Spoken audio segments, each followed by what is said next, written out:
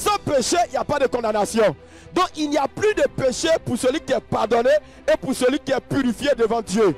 C'est pourquoi Hébreux chapitre 8, le verset 12 va dire: parce que je pardonnerai leurs iniquités et que je ne me souviendrai plus de leurs péchés. Donc là où il y a pardon de péché, là où il y a purification de péché, il y a une troisième loi qui arrive. Et cette loi, on l'appelle: je ne me souviendrai plus de leurs péchés. Dieu dit, là où il y a pardon, là où il y a purification, là où il y a le sang de Jésus, Dieu ne se souvient plus. Donc, ne plus se souvenir ici devient comme une loi maintenant. Dieu ne peut pas se contredire. Lorsqu'il pardonne nos péchés, lorsqu'il nous purifie par le sang de Jésus, immédiatement, il tombe dans l'oubli dans nos péchés. C'est une loi divine. C'est une loi de l'Esprit de Dieu.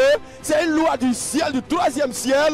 Lorsque Dieu pardonne nos péchés, lorsqu'il nous purifie par le sang de Jésus, immédiatement, il ne se souvient plus. Tu es une nouvelle personne. Tu es transporté dans 2 Corinthiens chapitre 5, le verset 17. Tous ceux qui sont en Jésus-Christ, les choses anciennes sont passées et voici toutes choses sont devenues nouvelles. Lorsque Dieu te pardonne, il te purifie par le sang de Jésus, il ne se souvient plus, il te voit comme une nouvelle personne, une nouvelle identité, une nouvelle destinée, de nouveaux exploits qui doivent se passer, une nouvelle vie qui doit se passer.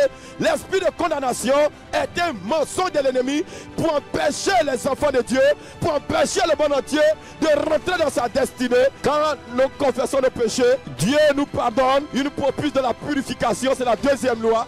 Et lorsque nous sommes pardonnés, purifiés, nous passons à la troisième loi. Dieu ne se souvient plus de nos péchés.